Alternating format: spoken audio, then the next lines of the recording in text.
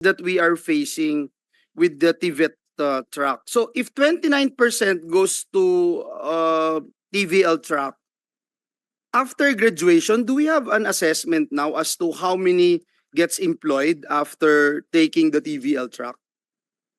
Fortunately, there is no tracer study, Your Honor. I think that's one of the things we should have done, is place a tracer study, because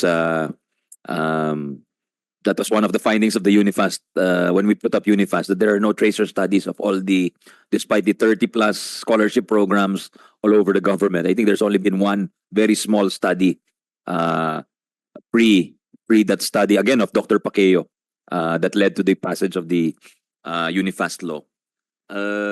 So assessment natin, Your Honor, and again, the gentleman knows this better than I do, but just for the record, Your Honor, yung nabanggit earlier that you pointed out and Senator Sherwin pointed out, yung walang budget for assessment and certification, naging problema ho yun. So despite graduating several batches of TVET since 2016, when we graduated our first batch, they had to pay for their own assessment and certification. So parang hindi naging free yung kanilang basic education. Kaya nirereklamo ng mga magulang, we promised jobs, but without assessment, how can we expect industry to hire if there's no certification and assessment of skills possessed? So, at saka kung meron man, mababa yung NC nila. Usually NC2 lang, Your Honor. So sabi sa akin, and you would very well know this, NC2 is novice, tama ho ba? So parang not even minimum wage daw ho. So if ever they will get employed, it's very low level employment. So Thank you for that, Secretary. But again, going back dun sa tracer study, no, wala yung sa TVL, dun sa 70% that goes straight to academic. It means of the 70% na nag-take ng academic track, ilan po dun yung will continue going to college?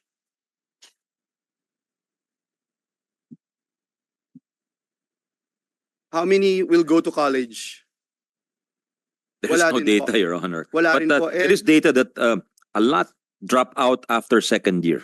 There is I just looking for that data. I'll ask for it, Your Honor. If That's in the second year senior high. hindi, second year of college. College, yeah. Opo. So Yeah. talagang kahit nag-opt sila for academic, hindi nila matapos because of the commitment involved. So again, that shows the need for pathways, Your Honor.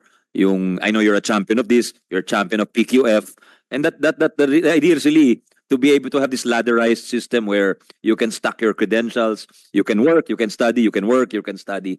At along the way, somewhere it may not take you 4 years, it may take you 5, 6, 7 years, but you will get your credential that will get you a good job. But the reality of the Philippine economy, you're very well aware, having been in your full 6 years at TESDA. Nakita nyo na po na ang value nung TESDA certification at saka yung degree, yung mga value of the NCs, Your Honor. And sana at the end of all our efforts, we will have a system where it's very easy to move from senior high school, even from ALS to get the NC, and then finally to have that NC credited towards a bachelor's degree. Yun sana ang goal natin along somewhere down the road, Your Honor. Thank you. And just to propound what the Secretary made mention, when you get national certification from TESDA, it has been proven time and again that it has become a passport for employment. Sometimes it's being used as a basis for promotion, salary increases, etc. Just yesterday, we ratified the enterprise-based education and training law framework. And the good secretary was with us during the LEDAC meeting when no less than the president himself tasked this representation in our group here in the Senate to help him pass this very important landmark piece of legislation. But let me pound again on the importance of having a tracer initiative, Madam Chair, because perhaps if you would assess and criticize K-12 and the programs that the education sector is currently implementing, it would be unfair if you don't have this tracer analysis, Madam Chair. So let me say this, na kailangan po ito, importante po ito para mas maging tayong lahat po dito, no? Not just us being education commissioners, but as members of the Senate. Ang discussions lagi dito sa Senado, hindi yung kung anong impormasyon lang yung narinig mo sa kalye. Talagang importante yung may pinanggagalingan, may basehan. And having said that, despite the fact that it is important to have certifying body or free certification, hindi po tayo dapat tumigil dun eh. Bakit? Kasi ang isa sa mga nagiging dahilan bakit hindi nai-employ yung kumukuha ng and I'm only talking about the TVL truck. Kasi yung kinukuha niyang course na TechVoc truck ay kung ano lang yung available dun sa kanyang lugar. Kung ano lang yung merong available na guro, kung ano lang yung sino lang yung may available assessor. So, can you imagine, Madam Chair, if you are implementing a TVET program, a TechVoc program in one particular area na nag-produce ka na ng maraming masahista na lang, and I have nothing against massage therapists. In fact, fan ako ng mga ang hirap-hirap maghanap ng massage therapist na magaling, no? At talagang tinatanong mo muna, test the certified ka ba? Pag nag-produce na ganon sa isang kalye, for instance, 20 na sa isang kalye yung massage therapist. Paano pang ma-hire as massage therapist yung another pang 21st na estudyante na massage therapist? I think you get my point, Madam Chair. So it's really important we have a tracer study, and at the same time, assessment, no, with our TVET track. Para po sa akin, with the passage also of the Trabaho para sa Bayan law, full swing na po sila ngayon. In fact, in the next couple of weeks, we will be receiving the report of the regional consultation being done by the Trabaho para sa Bayan Council headed by the NEDA. Makikita na po doon yung mga industries, makikita na doon yung mga emerging industries. And so perhaps that's a good way of looking at our TVL track kung meron po doon. No? And I just wanted to put this on record. In 2018, ang PIDS, Philippine Institute for Development Studies, interviews with human resource management officers revealed that 24 out of 26 firms are willing to hire senior high school graduates. However, 22 out of 26 companies have hiring conditions, such as requiring certain competencies or skills, improved work immersion, and hiring only in low positions. So I think yung una, certification will help. Pangalawa, yung convergence ng DepEd at TESDA. Marami po tayong programs dyan. May training for work scholarship program, may special training for employment program, mayroong community-based training program, etc. Also in 2020, PIDS reported that only a little over 20% of senior high school graduates participate in the labor market. Isa pa ho ito, no? And more than 70% proceeded to pursue further studies. So 20% lang. And yet, again, the critics would always say, oh, hindi na i-employ, no? But K-12 graduates, sabi nung ilan naman, in terms of labor force participation, employment, and underemployment rates, pasok doon sa poor outcomes. And last but not the least that I'd like to share, yung Philippine Business for Education's 2024 Jobs Outlook Study reveals a growing openness among employers to hire K-12 graduates. 4 out of 5 are willing to hire, in fact, no, ng senior high school graduates. 2 out of 5 are ready with policies in place to hire them. But more needs to be done, I believe, considering that job skills mismatch persists with the graduates of our senior high school. And that brings me to the importance of the passage of the enterprise-based education training law. Na-ratify na po ito. This is now going to be enrolled and for the signature of the President. So ang question ko, Madam Chair, sa DepEd is can the department actually establish an equivalency program for IBET certificates earned through the general IBET programs? Kasi NC1, NC2 din po ito eh. With the participation, of course, of the enterprises, no? And this NC1, NC2 would not exceed 6 months, Your Honors. So, pwede po itong makredit sa senior high school, and I believe this will also help in the employability of our graduates. So, again, the question goes back to DepEd if the department can actually establish an equivalency, or baka meron na po dyan, hindi ko lang po alam, no? Equivalency program for our enterprise-based education and training graduates. Thank you, Your Honor. So many good points made. I hope to address all of them, or at least most of them. First of all, we thank Senator Joel, Madam Chair, for both the Trabaho para sa Bayan and the IBET law, because ito talagang inaantay. I remember that LEDAC meeting where ang reaction pa nga ni President, wala pa bang ganyan, di ba? Sabi niya, wala pa bang ganyan? So that led to the passage of the Trabaho para sa Bayan in a matter of months.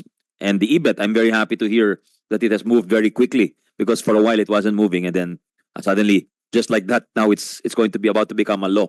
So I'm very, very happy and thank. Because I'm no Yeah. longer the majority leader. I don't give way anymore.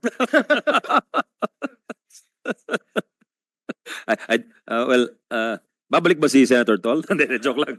Joke lang po. Anyway, I'd like to give him credit for that and thank him, because it's going to be a big, big help to those, to everyone. I mean, to employers who will have better employees.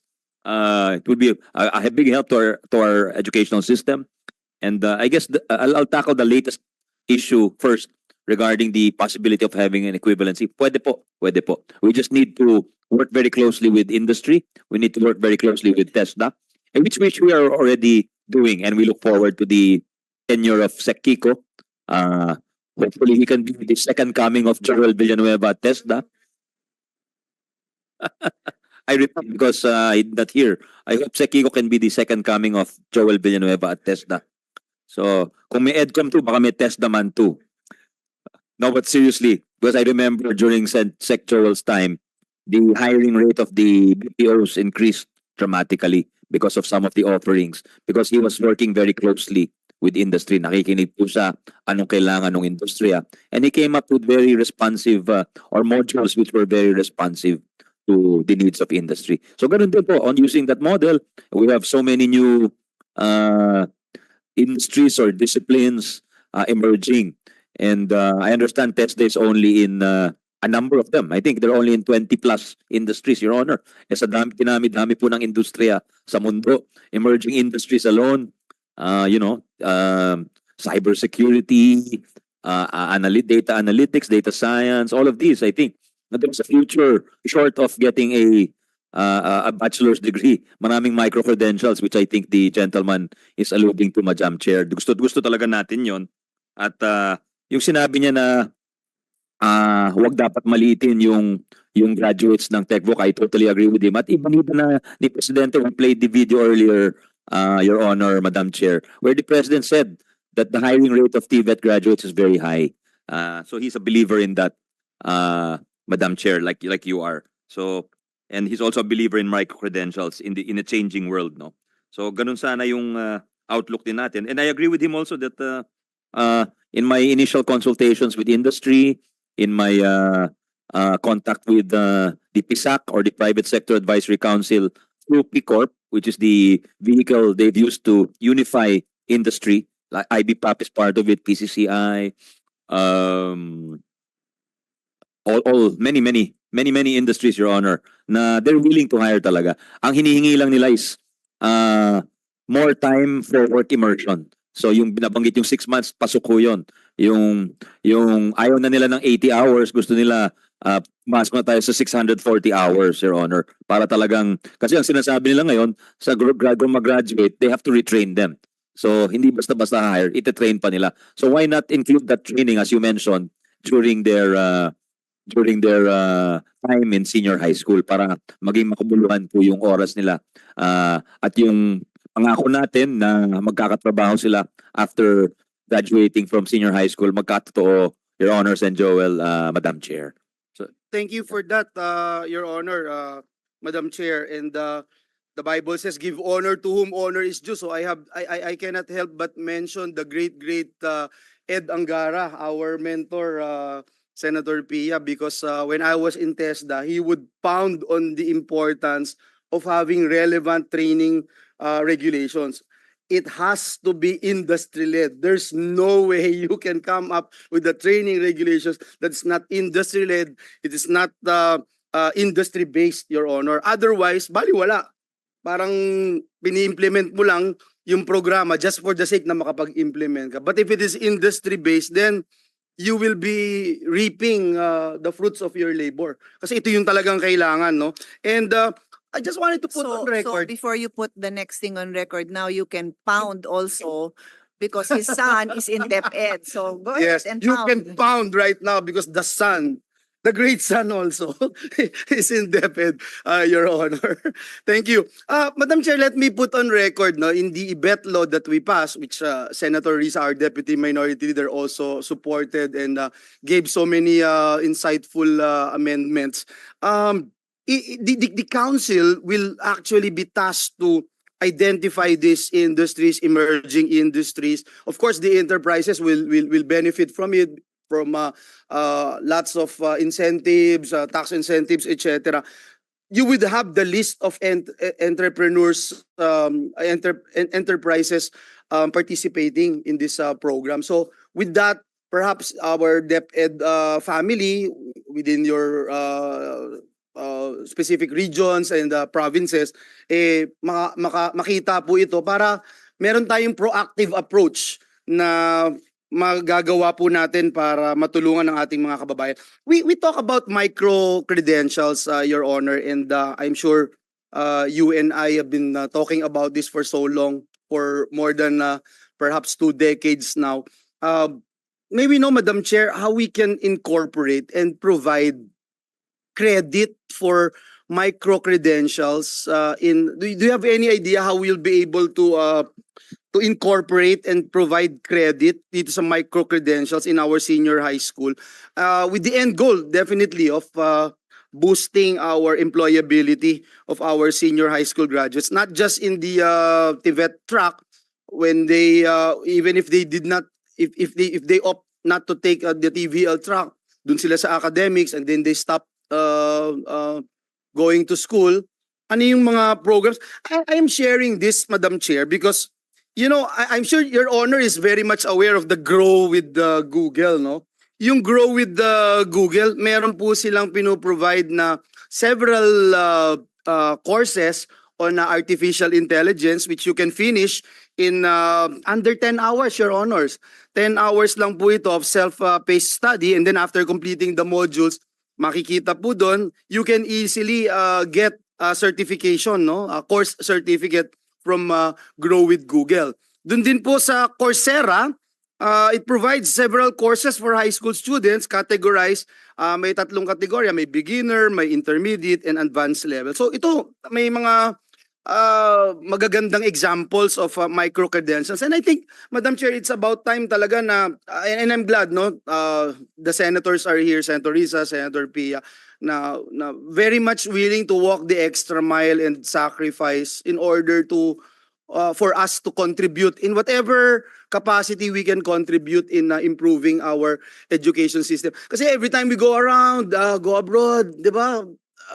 We were together in Boston, Brad, and we've seen a lot of initiatives from the government, initiatives from the education sector na talaga namang kung nakakamatay ang inggit, mamamatay ka na dahil sa sobrang passionate mo, no, na may mangyari sa ginagawa po natin. I mean, nasa age na tayo ng AI. In Singapore, I was there last time, nakita ko yung si barista Ella can make 2,000 cups of coffee in an hour. Nandun nung nasa Amerika tayo, Brad, we saw that app na na magbubook ka ng taxi na driverless. Actually, I video it. Binideo ko siya. Magbubook ka ng taxi, pupunta ka dun sa isang lugar, walang driver, dadaling ka dun sa isang lugar.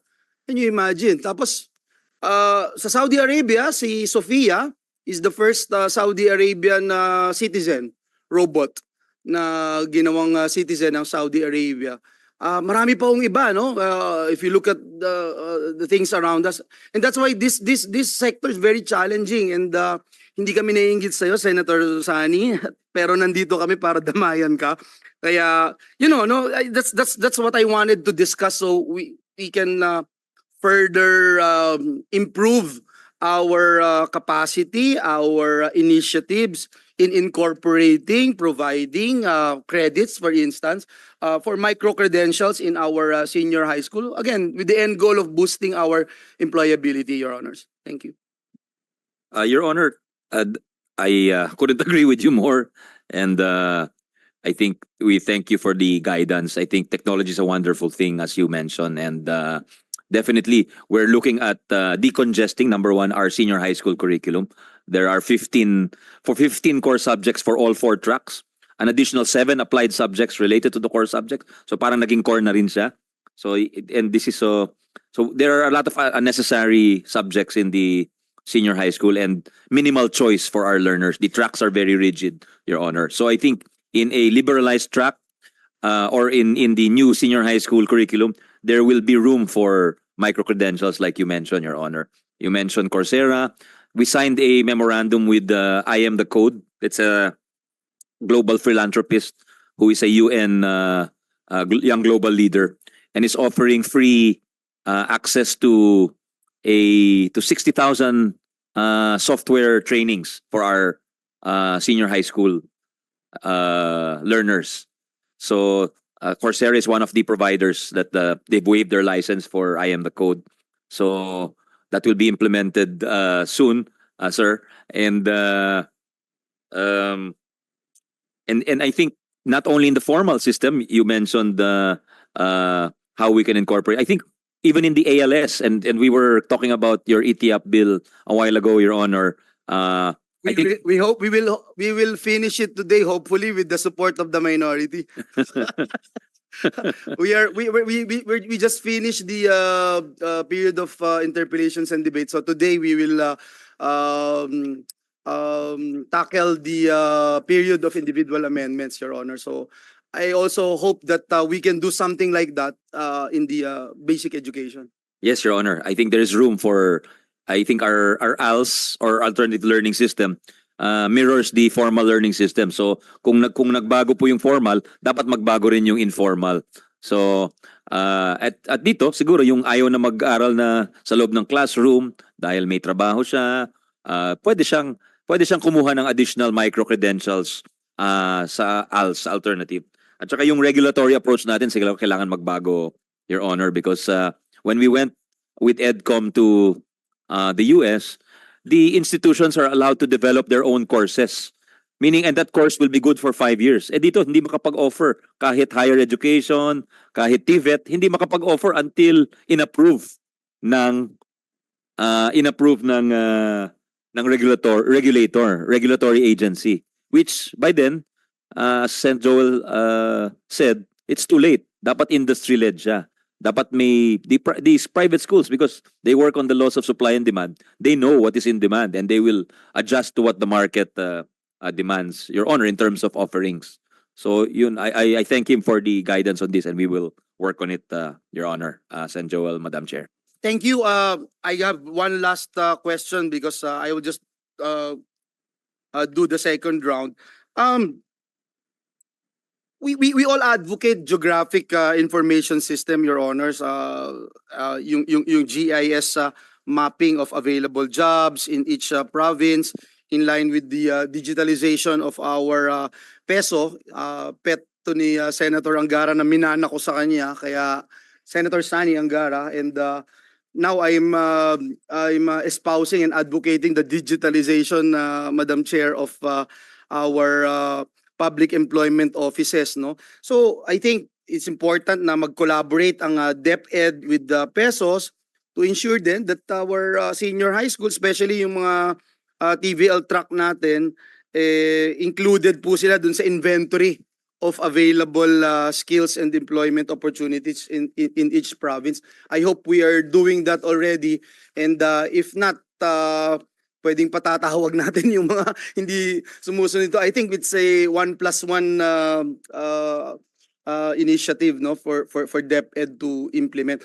Yung one last point that I'd like to raise, because it was mentioned the importance of convergence, and I earlier announced the idea of the chairperson and the Senate President to have a one pre-plenary meeting hearing with the different education departments and agencies, given the fact, Madam Chair, there was a creation of a cabinet cluster on education to enhance oversight education agencies, headed by no less than the best possible head of the chair of the education sector. Oh, his name is Secretary Sani Angara, Your Honor. So, Madam Chair, ang question lang natin is, what are the prospects for finally addressing the persistent lack of coordination? I think it is important. If you recall, Madam Chair, last year and the year before that and the year before that, this representation would always ask, and Secretary Angara would attest to this. I would ask how many times the PQF NCCC would meet, and unfortunately, they are not meeting, Madam Chair. Simple meeting will actually help a lot of our initiatives here in the Senate, here in the legislature, for these government agencies to move forward. And that's why I commend the idea of our Madam Chair, Senator Pia Cayetano, to conduct a hearing where we will be able, Madam Chair, to find out, no, for example, yung convergence ng DepEd, CHED, PRC, teacher training, supply and demand of teachers, DepEd, CHED, DepEd TESDA programs na training and assessment in the TVL track. Ano din yung mga existing databases, Madam Chair, that the DepEd and the CHED and TESDA are sharing? Ano po yung mga budget items na kung saan kino-co-manage ng DepEd at TESDA, ng TESDA at CHED, etc. I think that's very important, and I will no longer raise these items here now, Madam Chair, but I'm looking forward dun sa next hearing natin na kasama natin yung family ng TESDA at CHED. But if there are any additional matters that the three agencies would want to talk about, I hope that we'll be able to tackle it. So again, Madam Chair, I am a very passionate advocate of supermarket of competencies. I always believe na hindi pwedeng i-box natin yung education system natin. I always believe yung idea, Madam Chair, na pag ako o yung learner, papasok ako sa supermarket, pupunta ako sa mga aisle-aisle, kukunin ko yung mga iba't ibang competencies na kailangan ko. May point system, para may rubrics point system. Dadaling ko yung card ko doon